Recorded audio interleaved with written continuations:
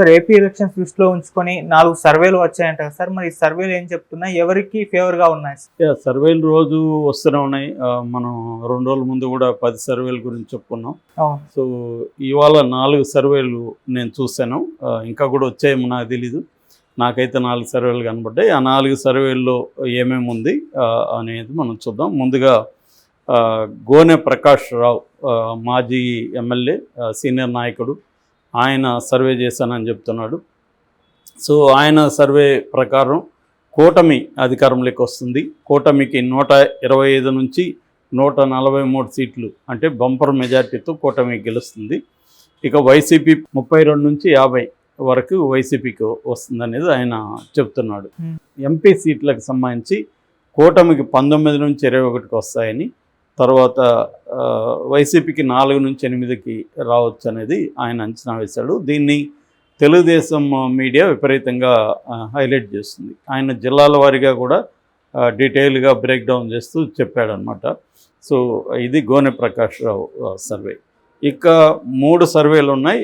అవన్నీ 3 కూడా వైసీపీ వస్తుందని చెప్తున్నారు. ఇవన్నీ కూడా అనామక సర్వేలే, కానీ ఇవన్నీ బాగా వైసీపీ వైరల్ చేస్తుంది. అది ఒకటి వచ్చి ఎలక్ట్రల్ ఎకో సర్వే. ఈ ఎలక్ట్రల్ ఎకో సర్వే వైసీపీకి 110 నుంచి 120 సీట్లు వస్తాయని, అట్లాగే 50% ఓట్లు షేర్ వస్తుందని చెప్తుంది. కూటమి 55 నుంచి 60కి పరిమితం అవుతుందని, 43.5% ఓట్లు షేర్ అని చెప్తుంది.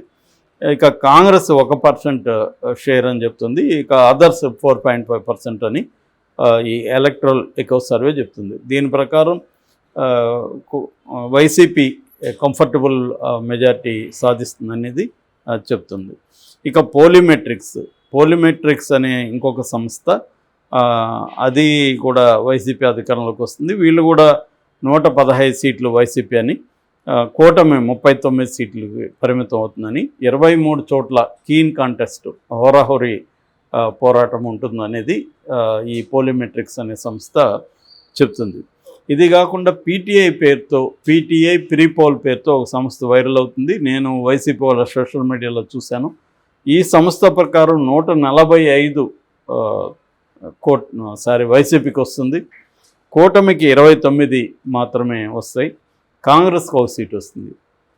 అయితే ఇది పీటీఐ చేయలేదని పీటీఐ సంస్థ కూడా ప్రకటించింది.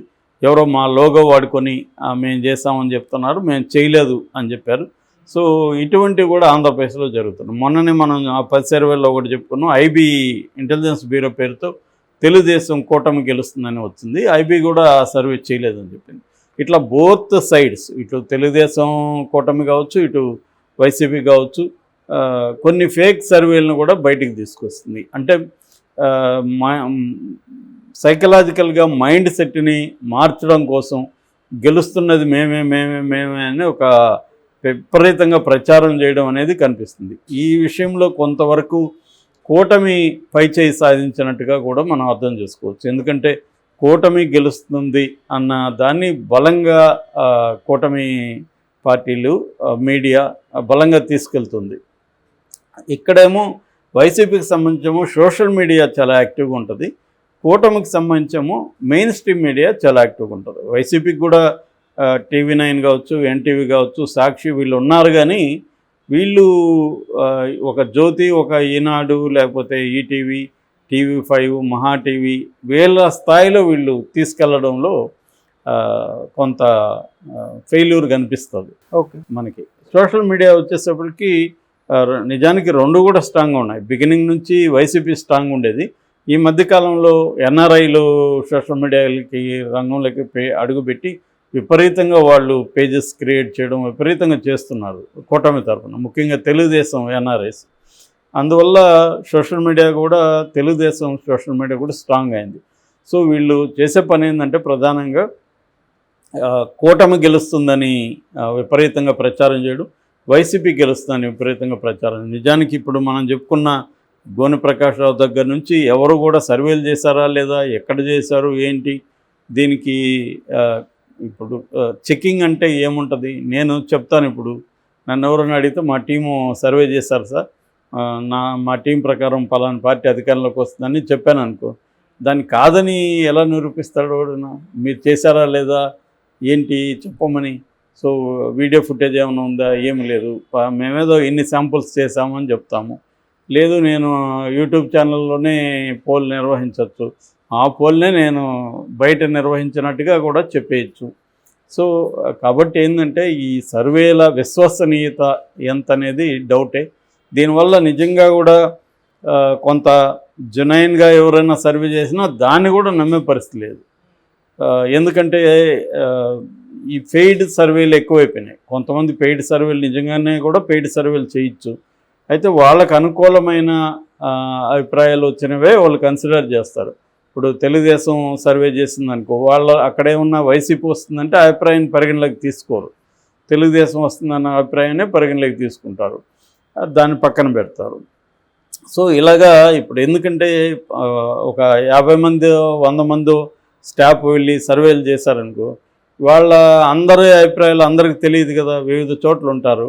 వాళ్ళందరి అభిప్రాయాలు సెంటర్కి వస్తాయి, వాళ్ళు తీసుకున్న ప్రజల అభిప్రాయాలు. దాన్ని అక్కడ ప్రాసెసింగ్ చేసి దాన్ని ఆర్గనైజ్డ్గా పెట్టుకొని వీళ్ళు ఒక అంచనాకు వస్తారు. సో దీంట్లో జనరల్గా 2 రకాలు ఉంటాయన్నమాట. ఒకటేమో పార్టీ కోసం జెన్యూన్గా ఇవ్వడం, ప్రజల కోసం ఇంకొకటి ఇవ్వడం. సో పార్టీ క్లారిటీ ఉండాలి కాబట్టి పార్టీకి తెలియడం వల్ల అక్కడ లాస్ట్ మినిట్లో ఏమన్నా మన విన్నింగ్ కోసం ఏమన్నా చేయొచ్చా, డబ్బులు ఎక్కువ పంచడం కావచ్చు, లేకపోతే అక్కడ కొంతమందిని తమ వైపు తిప్పుకోవడం కావచ్చు, ఏదో ఒక యాక్టివిటీ చేయడానికి పార్టీలకు జెన్యూన్గా నిజంగా ఏమి జరుగుతుంది, ప్రజలు ఎలా ఆలోచిస్తున్నారు అనేది అవసరం. కానీ ప్రజలకి చెప్పడానికి ఏంటంటే మైండ్ని ఉత్సాహపరచడానికి, అంటే కేడర్నేమో ఉత్సాహపరచాలి, మనమే గెలుస్తున్నాము కాబట్టి ఇంకొద్దిగా 2 రోజులు గట్టిగా కష్టపడితే బ్రహ్మాండమైన మెజార్టీ వస్తుంది, 100% మనమే ఫామ్ చేయబోతున్నాం అన్న ఒక ఉత్సాహాన్ని, స్పిరిట్ని ఇంజెక్ట్ చేయడానికి ఈ సర్వేలు పనికొస్తాయి. రెండోదేమో ప్రజల్లోకి విన్నింగ్ పార్టీకి వేద్దామన్న ఒక జనరల్ మైండ్ సెట్ ప్రజల్లో ఉంటుంది, ఓటర్స్లో. అంటే గెలుపు గుర్రం అనేది మనకి ఎందుకు వచ్చిందంటే, ఈ గుర్రం గెలుస్తుందంటే దాని మీదనే అందరూ కూడా బెట్టింగ్ పెడతారు. ఇది ఓడిపోతుందంటే ఎవడు పెట్టాడు కదా. ఈ మైండ్ సెట్ ఎలక్షన్లో కూడా ఉంటుంది. ఎలాగూ ఇదే గెలుస్తుంది అంటున్నారు కదా, దీనికి వేద్దాం మనం కూడా అన్న ఒక కామన్ మెన్ మైండ్ సెట్ని తయారు చేయడం కోసం ఈ సర్వేలు బలంగా పనికి వస్తాయన్నమాట. అయితే ఇన్ని సర్వేలు చేయడం వల్ల ఏమంటుందంటే క్రెడిబిలిటీ పోతుంది. అంటే ఏ సర్వేని ఎవరు నమ్మలేని పరిస్థితి. సో తెలుగుదేశం వైపు గెలుస్తారంటే అది తెలుగుదేశం వాళ్ళు చేయించుకున్నారు లేరా అని వీళ్ళు అనడం, వీళ్ళు చేయించుకుంటే అది వైసీపీ వాళ్ళు చేయించారులే అని వీళ్ళు అనడం, ఇలాగా ఉంది. సో గ్రౌండ్ లెవెల్లో ఖచ్చితంగా చూసినప్పుడు టైట్ కండిషన్ అయితే ఉందనేది అందరూ చెప్తున్నారు. అది గ్రామ స్థాయిలో ఈ సర్వేలు సాధారణమైన పీపుల్ని ఎంత ఇన్ఫ్లుయెన్స్ చేస్తాయి, వాళ్ళని ఇన్ఫ్లుయెన్స్ చేసే అంశాలు ఏముంటాయి, వాళ్ళని ఇన్ఫ్లుయెన్స్ చేసే అంశాలు రియల్గా వాళ్ళ జీవితాలకి దగ్గరగా ఉన్న అంశాలే వాళ్ళని ఇన్ఫ్లుయెన్స్ చేస్తాయి. ఓకే, ఇవన్నీ కూడా మన జీవితాలని, పాలిటిక్స్, ఇప్పుడు సీఎం ఎవరున్నా నా లైఫ్లో ఏమీ తేడా రాదు. సీఎం చంద్రబాబు ఉన్నా జగన్ ఉన్నా నాకేమీ నా లైఫ్లో ఈ 5 ఏళ్లలో ఏమీ పాజిటివ్గా నెగిటివ్గా ఏమి మార్పు రాదు. కాబట్టి నాలాంటి వాళ్ళ మీద, అంటే మనలాంటి ఎడ్యుకేటెడ్ అర్బను ఏ రకమైన పథకాలు లేని వాళ్ళ మీద కొన్ని రకాల ప్రచారం ప్రభావితం చూపిస్తుంది.